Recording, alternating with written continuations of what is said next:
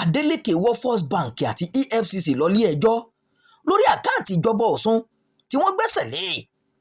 Gómìnà Adémọ́lá Adeleke ti wọ́ àjọ tó ń gbógun ti ìwà jìbìtì àti àjẹbánu nílẹ̀ Nàìjíríà EFCC lọ sílé ẹjọ́ gíga àpapọ̀ èyí tó wà nílùú Àbújá níbi tó ti fẹ̀sùn ìwà àṣemáṣe kàn wọ́n. Nínú ìwé ẹ̀sùn náà ni gómìnà Adeleke ti ń béèrè fún bílíọ̀nù 2 náírà gẹ́gẹ́ bí owó gbàmọ́bínú lórí ìwà tí àjọ náà hù.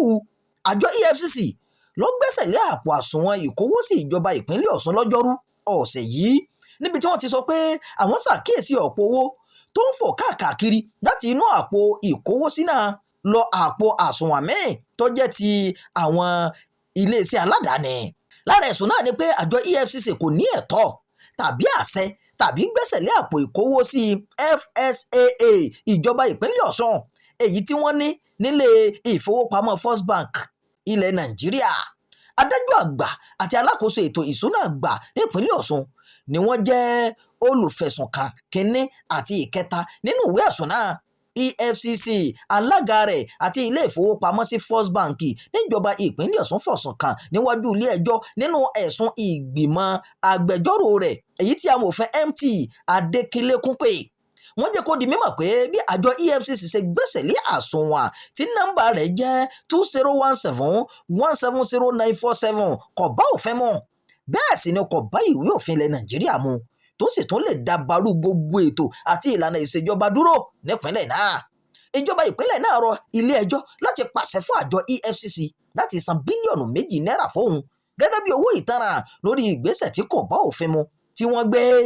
Bákan náà ló tún ní kí wọ́n béèrè lọ́wọ́ àjọ náà àti alága rẹ̀ bóyá lótìítọ́ ni wọ́n lẹ́tọ̀ọ́ láti gbẹ́sẹ̀ lé àpò àsùnwọ̀n ìjọba láì tẹ̀lé ìlànà òfin ní ìbámu pẹ̀lú abala àkọ́kọ́, ìkẹfà, ìkẹrìndínlógójì, ìkẹrìnlélógójì àti ìkejìlélọ́gọ́jọ nínú ìwé òfin ilẹ̀ Nàìjíríà.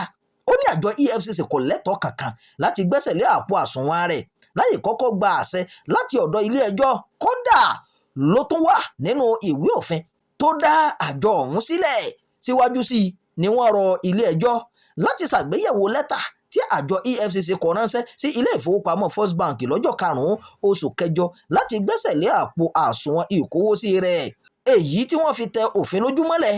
Wọ́n tún jẹ́ kó di mímọ̀ pé ìgbésẹ̀ àṣìlò agbára àti ipò dídá sí ọ̀rọ̀ tó ní í ṣe pẹ̀lú ojúṣe òun àti ìdúnkokò mọ́ òṣìṣẹ́ sí àwọn aráàlú ní ìwà àìbófinmu tí EFCC náà hù.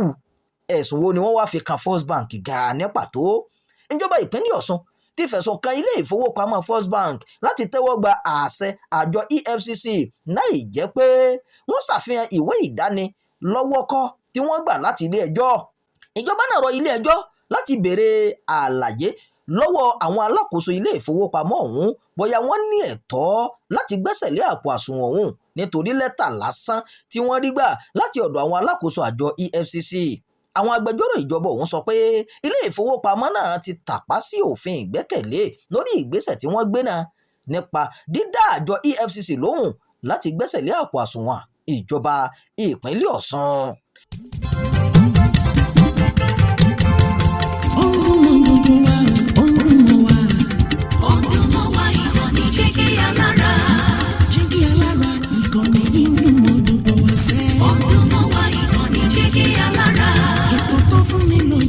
Ètò tó wà ní lọ́yẹ̀ wà ń bẹ̀. Ọdún mọ́ wá ìkànnì Jígí Alára. Ìròyìn lóríṣiríṣi tàbí mọ́ bó ṣe ń lọ láwùjọ. Ọdún mọ́ wá ìkànnì Jígí Alára. Ìkànnì Jígí Alára. Jígí Alára. Jígí Alára.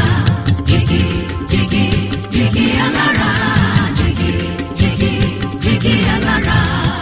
Ìkànnì Jígí Alára 24 bàbá gbogbo.